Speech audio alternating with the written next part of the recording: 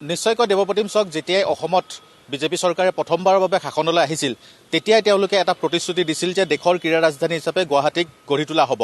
কিন্তু বাস্তৱ ক্ষেত্ৰত যদি আমি চাওঁ সেয়া হৈ উঠা নাই। দুটাকৈ কাৰ্যকাল সমাপ্ত হ'ব হ'ল বিজেপি নেতৃত্বাধীন চৰকাৰৰ, কিন্তু আজিৰ দিনলৈ কিন্তু গুৱাহাটী মহানগৰীক দেশৰ ক্ৰীড়া ৰাজধানী হিচাপে গঢ়ি তুলিব তেওঁলোকে পৰা নাই। শেহতীয়াকৈ আমি যদি চাওঁ তেনেহ'লে ইয়াৰ কেইটামান দিশ ওলাই পৰিব। কাৰণ নেহেৰু ষ্টেডিয়াম বৰ্তমান মই য'ত উপস্থিত আছোঁ, মোৰ পিছফালে আছে, এয়াই হৈছে ঐতিহাসিক নেহেৰু ষ্টেডিয়াম। বৰ্তমান নেহেৰু ষ্টেডিয়ামখন পুনৰ নিৰ্মাণ কৰি থকা হৈছে, যাৰ বাবে এতিয়া যিসমূহ গেলেৰী আছে, যিসমূহ নিৰ্মাণ কাৰ্য আছে, সেইসমূহ ভাঙি দিয়া হৈছে। এফালৰ পৰা নেহেৰু ষ্টেডিয়াম ভাঙি দিয়া হৈছে। আমি প্ৰথমে দৰ্শকসকলক এটা কথা কৈ ল'ব বিচাৰিম যে পুনৰ নিৰ্মাণ বা নতুন ষ্টেডিয়ামৰ আমি বিৰোধী নহয়, কিন্তু এই ষ্টেডিয়াম যেতিয়া নিৰ্মাণ কৰিবলৈ গৈছে তেতিয়াই বহুকেইটা দিশ পোহৰলৈ আহিছে। সেয়া হ'ল এই যিসমূহ ইয়াত 30টাতকৈ অধিক সংগঠনৰ আমি কথা ক'লোঁ, ক্ৰীড়া সন্থাৰ ইয়াতে কাৰ্যালয় আছিল, আৰু সেই ক্ৰীড়া সন্থাৰ কাৰ্যালয়সমূহৰ পৰাই ৰাজ্যৰ যিসমূহ ক্ৰীড়া প্ৰতিযোগিতা বিভিন্ন ইভেণ্টৰ সেইসমূহ পৰিচালিত হৈছিল। আৰু যিহেতু সেইসমূহক তেওঁলোকক পৰ্যাপ্ত সময় দিয়া হোৱা নাছিল, সেয়েহে তেওঁলোকে হঠাৎ যিহেতু যাবলগীয়া হ'ল, সেয়েহে তেওঁলোকে কিছু অসুবিধাত পৰিছে। কিন্তু তাতোকৈ ডাঙৰ কথাটো হ'ল যে এতিয়া আমি যদি চাবলৈ যাওঁ যে দেশৰ ক্ৰীড়া ৰাজধানী হিচাপে গুৱাহাটী মহানগৰীক গঢ়ি তোলাৰ যি সপোন দেখিছিল বিজেপিয়ে, সেই ক্ষেত্ৰত তেওঁলোকে যে কোনো ধৰণৰ কাম নকৰিল তাৰ উদাহৰণ হৈছে এইসমূহ বিষয়। কাৰণ যেতিয়াই এই ষ্টেডিয়াম ভাঙি দিয়া হৈছে, যেতিয়াই ইয়াত নিৰ্মাণ কাৰ্য আৰম্ভ কৰা হৈছে, তেতিয়াই ইয়াত থকা যিবোৰ ইভেণ্ট, অৰ্থাৎ যিবোৰ খেলৰ ইয়াত প্ৰশিক্ষণ হৈছিল, সেই প্ৰশিক্ষণসমূহ এতিয়া বন্ধ কৰি দিবলগীয়া হৈছে। ইয়াত আপুনি জুডোৰ পৰা আৰম্ভ কৰি karate, kung fu, badminton, table tennis, swimming, basketball, volleyball এনেধৰণৰ বিভিন্ন খেলৰ ইয়াত প্ৰশিক্ষণ চলি আছিল। কিন্তু হঠাৎ যিহেতু তেওঁলোকক ইয়াৰ পৰা যাবলৈ দিয়া হ'ল, সেয়েহে এতিয়া তেওঁলোকৰ বিকল্প যি খেলপথাৰ, সেই খেলপথাৰ বিচাৰি তেওঁলোকে হাবাথুৰি খাবলগীয়া হৈছে। কাৰণ গুৱাহাটী মহানগৰীত যে বিকল্প খেলপথাৰৰ অভাৱ সেয়া পুনৰ এবাৰ প্ৰমাণ হৈ গ'ল। যদিও বিজেপি চৰকাৰ প্ৰথমবাৰ শাসনত অহাৰ পিছতে তেওঁলোকে কৈছিল যে দেশৰ ৰাজধানী হিচাপে গুৱাহাটীক গঢ়ি তোলা হ'ব, যদি গঢ়ি তোলাই হ'ব তেনেহ'লে তেওঁলোকে এই বিকল্প ব্যৱস্থাসমূহ বা গুৱাহাটীত অধিক খেলপথাৰ তেওঁলোকে নিৰ্মাণৰ ক্ষেত্ৰত কিয় মনোনিৱেশ নকৰিলে বা কিয় খেলপথাৰ তেওঁলোকে নিৰ্মাণ নকৰিলে। এইসমূহ কথাই প্ৰমাণ কৰে যে বিজেপিৰ আচলতে বা যিসমূহ চৰকাৰ আহিলে সেই চৰকাৰসমূহৰ সদিচ্ছা কিমান। কাৰণ খেলপথাৰ যদি নহয় তেনেহ'লে খেলুৱৈসকলে প্ৰশিক্ষণ গ্ৰহণ কৰিব ক'ত? যিসকল প্ৰশিক্ষক আছে তেওঁলোকে খেলুৱৈসকলক প্ৰশিক্ষণ দিব ক'ত?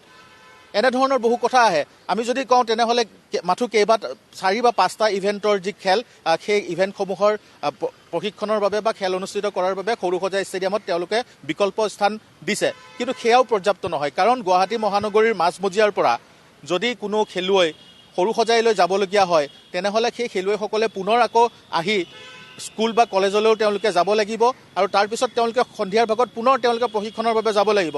এনে ক্ষেত্ৰত গুৱাহাটীৰ যিসকল মাজমজিয়াত থাকে, অৰ্থাৎ উলুবাৰীৰ পৰা আদি কৰি যিসমূহ অঞ্চল, সেই অঞ্চলৰ যিসমূহ খেলুৱৈ, সেইসকলে ইয়াৰ পৰা সৰুসজাইলৈ গৈ পুনৰ উভতি আহি তেওঁলোকে শিক্ষা গ্ৰহণ কৰি পুনৰ তেওঁলোকে প্ৰশিক্ষণ ল'বলৈ যোৱাটো সম্ভৱপৰ নহয়। কাৰণ আজিৰ দিনত আপুনি যদি চায় তেতিয়াহ'লে গুৱাহাটী মহানগৰীৰ যান জঁট কেনেধৰণৰ এটা অৱস্থা, সেয়া আপোনালোকে নিশ্চিতভাৱে গম পাব।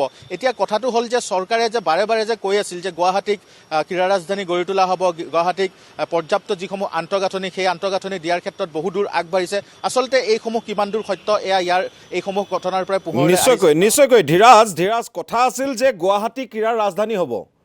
ধীৰাজ, যদি আপুনি শুনিছে যে কথা আছিল গুৱাহাটী ক্ৰীড়াৰ ৰাজধানী হ'ব, কিন্তু নেহেৰু ষ্টেডিয়ামৰ বাবে বাদে এতিয়া বেলেগ বিকল্প একোৱেই নাই। সেইটোৱে আজিৰ তাৰিখৰ আটাইতকৈ জীৱন্ত বাস্তৱ আৰু আটাইতকৈ অপ্ৰিয় সত্য এইটোৱেই যে নেহেৰু ষ্টেডিয়ামৰ বিকল্প একোৱেই নাই। কিন্তু বিকল্প তেনেধৰণৰ প্ৰশিক্ষণ কেন্দ্ৰ বা তেনেধৰণৰ খেলপথাৰ গঢ়ি তোলাৰ নিশ্চয়কৈ অৱকাশ আছিল। কাৰণ কাষতে লতাশিল খেলপথাৰ আছিল, কাষতে জজ খেলপথাৰ আছিল, বা তাৰ পৰা কিছু আঁতৰলৈ গ'লে নুনমাটিত যিখন ডাঙৰ খেলপথাৰ, সেই ডাঙৰ খেলপথাৰখন আছিল। তাতো তেনেধৰণে আন্তঃগাঁথনি গঢ়ি তুলিব পৰা গ'লহেঁতেন যদিহে তাৰ সুপৰিকল্পিত আৰু সুসংগঠিত ব্যৱস্থা হ'লহেঁতেন। কিন্তু সেই ক্ষেত্ৰত চৰকাৰে যে কোনো কাৰণত সদিচ্ছা প্ৰকাশ নকৰিলে, আৰু যাৰ পৰিণতি এতিয়া ভুগিবলগীয়া হৈছে, যাৰ ফলশ্ৰুতিত এতিয়া ভুগিবলগীয়া হৈছে এইসকল খেলুৱৈ, সেয়া কিন্তু এক প্ৰকাৰ নিশ্চিত। ধীৰাজ, নিশ্চয়কৈ চাওক, যিহেতু এখন বৃহৎ ষ্টেডিয়াম নিৰ্মাণ কৰিবলৈ গৈ আছে, আৰু এই বৃহৎ ষ্টেডিয়াম নিৰ্মাণ কৰাৰ তেওঁলোকে প্ৰথমে পৰিকল্পনা কৰিব লাগিব। তেওঁলোকে পৰিকল্পনা কৰিব, তাৰপিছত তেওঁলোকে অভিযন্তাৰ লগত কথা পাতিব। এনেধৰণৰ বিভিন্ন এটা প্ৰক্ৰিয়া আছে, সেই প্ৰক্ৰিয়াৰ মাজতেহে পাৰ হ'ব। আৰু সেই সময়খিনিত তেওঁলোকে চিন্তা কৰিব লাগিছিল যে ইয়াত থকা যিসমূহ ইভেণ্টৰ প্ৰশিক্ষণ হয়, যিসমূহ খেলৰ প্ৰশিক্ষণ হয়, সেই খেলসমূহৰ প্ৰশিক্ষণৰ কি হ'ব কাৰণ তেওঁলোকক বিকল্প স্থান দিব লাগিব যিহেতু আপুনি উল্লেখ কৰিছে যে ওচৰতে লতাশিল খেলপথাৰ আছে জাজেছ খেলপথাৰ আছে আৰু আপুনি উল্লেখ কৰিছে যে যি নুনমাটিত থকা যি ছেক্টৰ 1ৰ খেলপথাৰ তাৰ কথাও আপুনি উল্লেখ কৰিছে সেইসমূহ কিন্তু থল আছিল যে সেইসমূহৰ লগত যদি তেওঁলোকে যদি কথা পাতি যদি বা প্ৰশাসনৰ লগত যদি কথা পাতি তেওঁলোকে যদি এটা বিকল্প স্থান হিচাপে গঢ়ি তুলিব বিচাৰিলে হয় তেনেহ'লে সেয়া গঢ়ি তুলিব পাৰিলে হয় কাৰণ যিহেতু কিছু সময়ৰ প্ৰয়োজন হৈছিল সেই সময়খিনিত তেওঁলোকে একে সময়তে তেওঁলোকে সেইসমূহৰ দিশত গুৰুত্ব দিব লাগিছিল আচলতে এইসমূহ যে কেৱল মাত্ৰ প্ৰতিশ্ৰুতি কেৱল মাত্ৰ ভুৱা প্ৰতিশ্ৰুতি সকলোৰে আগত ঢাক ঢোল বজাই যে কেৱল চৰকাৰখনে এনেধৰণৰ কাম কৰি আছে সেয়া এইসমূহ কথাৰ পৰা প্ৰমাণিত হৈছে যদিহে সদিচ্ছা থাকিলে হয় তেনেহ'লে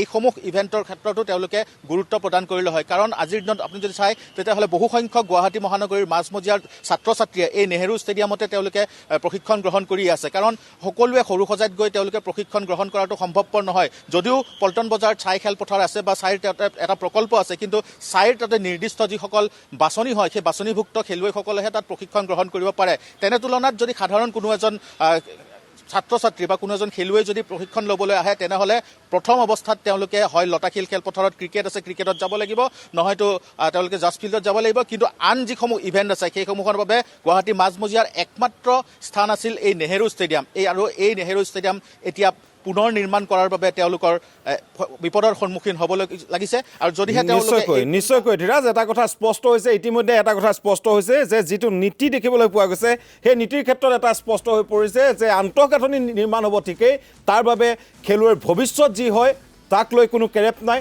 খেলুৱৈসকলৰ যি ক্ৰীড়াৰ অনুশীলন সেই অনুশীলনক লৈ কোনো কেৰেপ নাই মুঠতে আন্তঃগাঁথনি নিৰ্মাণ হ'ব লাগে যিটো সাধাৰণতে হৈ আহিছে যে বাহিৰে ৰং চং ভিতৰি কোৱা ভাতুৰি এটা কথা স্পষ্ট কৰি দিয়াটো ভাল যে কেৱল আন্তঃগাঁথনিয়ে কিন্তু খেলুৱৈ জন্ম দিব নোৱাৰে মাজৰ যিখিনি সময় অনুশীলনেহে খেলুৱৈক জন্ম দিব পাৰে আৰু অনুশীলনৰ বাবে তেওঁলোকক এটা পৰ্যাপ্ত সুবিধাৰ প্ৰয়োজন সেই সুবিধাখিনি একেবাৰে সম্পূৰ্ণভাৱে নহ'লেও অতি কম সংখ্যক যিখিনি সুবিধা লাগে সেই সুবিধাখিনিয়ে দি তেওঁলোকক বিকল্পভাৱে প্ৰথমে অনুশীলনৰ ব্যৱস্থা কৰি দিব লাগিছিল তাৰ পাছতহে এনেধৰণেৰে আন্তঃগাঁথনি নিৰ্মাণৰ ব্যৱস্থা কৰিব লাগিছিল সেই নীতি নোলোৱাৰ বাবেই আজিৰ তাৰিখত ভৱিষ্যত অন্ধকাৰ বহু খেলুৱৈৰ এই মুহূৰ্তত ধীৰাজ হাজৰিকাক ধন্যবাদ জ্ঞাপন কৰিছোঁ